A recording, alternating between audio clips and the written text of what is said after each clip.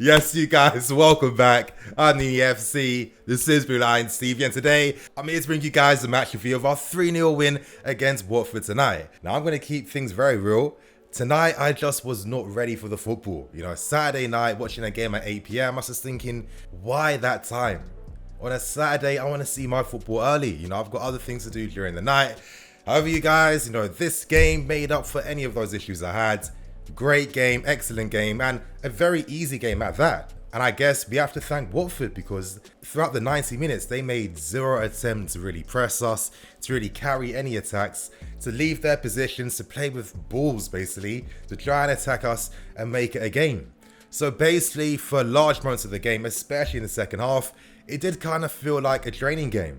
There wasn't too much intensity, and naturally the game's forced to be played like this when you're playing against a team making zero attempts to leave their positions and actually attack. So in that sense, we had to play a very different game today. We had to play a very patient game.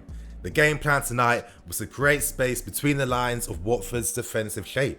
As I'm stressing, they made zero attempts to leave their positions and actually close us down. So this meant that naturally, to create that space against Watford, we needed to play passes wide.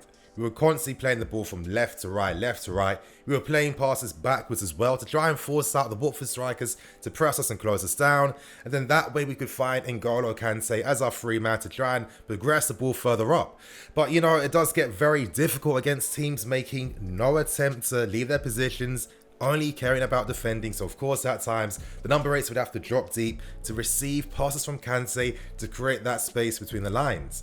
This was the way we had to play to break Watford down, and to break Watford down you had to be very patient. You had to stick to the game plan. You couldn't just force the ball and force possession. You had to wait for the perfect moment to break them down. So for me, this was a very mature performance. At times we've really struggled against teams that only care about parking the bus and defending for their lives. It is very hard to break them down. It requires a lot of patience, risk involvement, etc, etc, and of course that clinical finishing at the end as well. So in that sense, this is why I was thoroughly impressed by the performance tonight. Now, before I continue on, you guys, if you are happy with this 3-0 win against Watford, I'm going to be ambitious and I'm going to go for 1,000 likes per goal we scored.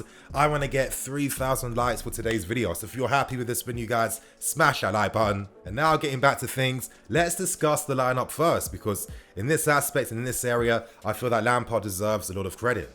Now, we had to make the brave calls by dropping Marcus Alonso and Rudiger from that defence because in a sense, they played a big part in why we really struggled against West Ham.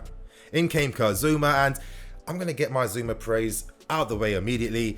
He came in and he absolutely bullied Joy Deeney. Now, against West Ham a few days ago, we single-handedly saw Antonio bully our defence and single-handedly carry that West Ham attack.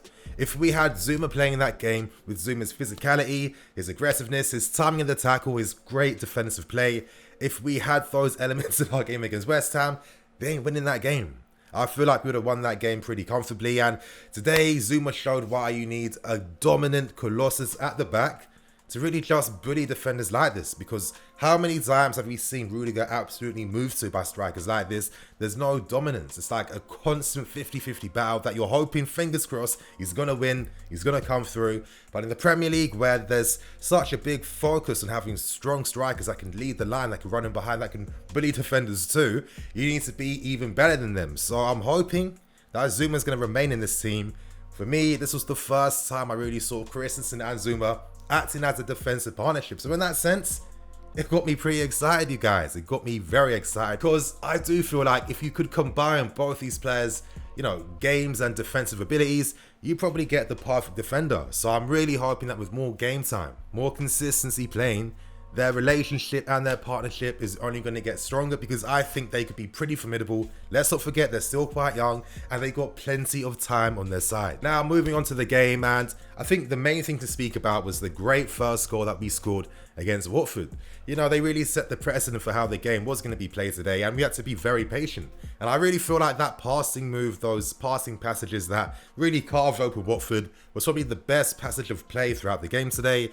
And it all really started with N'Golo Kante, who's comfortable carrying the ball, attacking the spaces, really kickstarted that attack by finding Reece James out wide. As the play progresses and as it does go on, Mason Mount finds the ball, and Mason Mount showed and proved why he is a creative player. I've been stressing for a very long time, you guys, just because he's playing in that number 10 attacking position does not mean he's playing as a number 10. He was never in that team to provide creativity. That's not the type of player he is. Mason Mount is someone that attacks a space more than he creates a space. Now, of course, he can create space too. Of course, he's very good at doing that. We've seen that time and time again this season. However, if you want to see that passing, if you want to see that creativity, you need to play him deeper. He's a number 8 midfield player. He has a range of abilities in his arsenal. That pass he played between the lines, perfectly weighted, brilliant pass. Great first touch by Ross Barkley, nice reverse pass by Barkley, and then a nice reverse finish by Olivier Giroud. And just like our kit, this was a very classy performance and a very classy win. In particular with Olivier Giroud. Now, throughout the entire game, he was constantly making those diagonal runs to the near post, constantly evading his marker and stretching that Watford defensive line. And I think at times doesn't get enough credit for his ability to move defenses and make those runs in behind. Constantly was doing that, and he deserved his rewards and he deserved his goal. He gave us that focal point, he gave us that presence, and Lampard was rewarded by starting Giroud in this game. Now, when we scored that first goal, I personally felt confident from then on because I just felt confident that Watford were going to pose us no issues when it came to attacking. You know, we do get that important second goal, and, you know, I've been looking forward to speaking about this player in particular, and that's Christian Pulisic. I mean, wow. The improvement he's made since he's come back. I'm talking about improvements in all aspects of his game. Now, there was one thing I used to constantly get hate and criticism for, and they were my comments I mentioned when I spoke about Pulisic not making those brave dribbles, not winning enough fouls. Today, and ever since the Premier League has restarted, I'm seeing those things that I've been wanting to see in Pulisic. I mentioned them because I knew that he had this in his ability. He's only 21 and he has plenty of time to become even more complete and become even more effective in that final third. And a great start to get to those levels is to improve on how he runs with the ball and what he does with it. Now, Pulisic is winning those important free kicks. He's winning those important penalties. And that's what's creating the advantage for us as a team. You know, these are the things I've been wanting to see. And I personally feel like Christian is more confident now because, you know, he's grown more accustomed and got used to the Premier League. I guess when you're a winger, you have to get used to the defensive style in a new league you play in. You know, he has to anticipate the defenders even more. And I think at times Christian wasn't getting too physically involved in the game. But now that he's more confident, now that he's more comfortable, we are seeing his devastating dribbling ability at full effect. And it's really starting to benefit this team. Now, there's one thing in particular I absolutely love about him, and that's how he does his little spins when he's running at full speed. Now, to have that level of you know, body balance, that lower center of gravity, and just the close control and the awareness too to just, you know, spin at full speed, just automatically change his direction like absolutely nothing and maintain that same momentum. Absolute joy to see. And what I love in particular out of everything, what I love the most was the intensity that he played with. This guy was still running at Watford during the 90th minute, during the 91st minute, the 92nd minute. He wasn't stopping today. He wanted that goal. He was desperate to get that goal, and they are definitely coming. He stepped up, and this is what I mean, you guys. I don't criticize, I don't hate. I'm too old to be caring about that dumb stuff. I'm not about that life. Not at all. I knew what Christian has. I knew what he's great at, and I knew how he could take his game to even bigger heights if he works on his craft even more, and we're seeing those results, you guys. Yeah, as I mentioned before, the second half's tempo really was not the same as the first half. It was quite clear that maybe both teams were thinking about future games for, you know, other occasions and future dates. There wasn't too much intensity at times, so in that sense, it was a very comfortable win. The third goal we got coming from another Pulisic moment. Great goal by Ross Barkley, and, you know, I'm still going to have my reservations at times. Like, yes, his form has been, you know, really good. He deserves all the praise he's getting his way, but I still feel like he doesn't provide much creativity. There's no risk in his game. Everything's very measured, very by the numbers, very safe, and yeah, he took his goal very well. But there were so many times I saw him not playing that right forward pass, especially to Pulisic out wide on the left.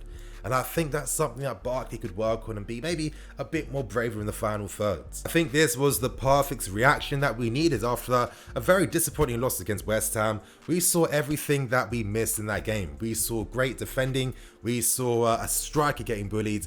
We saw Kepa looking confident and not making any silly mistakes. We saw goals and penetration in the team as well. We saw William back on the score sheet. We saw Pulisic running at defenses and causing havoc. We even got a thumbnail moment as the game was approaching its end. Lampard just pulled off the biggest flex. Triple sub of Loftus-Cheek, Hudson-Odoi and Tammy Abraham coming on that field, and I can't lie you guys, it was definitely a moment.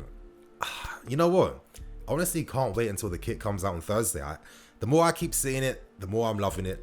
The blue is popping out like crazy, and when you have players like your Ziyech's and your Werner's coming, you want to see these guys playing with a little bit of something and a nice looking design kit, and I think we definitely have that. It makes wins like this even better in that sense. Let's hope we maintain this momentum, maintain this intensity, and continue on with this very good performance. But anyway, you guys, on that note, I'm going to wrap things up and keep things moving. There is going to be a player ratings video straight after this, and I strongly suggest that you do watch this if you want to hear more of my personal thoughts and insight in regards to the individual players that played today. I've still got a lot of things to speak about, you know, Reece James in particular, our defenders, etc, etc. So stay tuned for that. I'm in the FC, the Salisbury Lions CV. I'll catch you guys later with some more videos.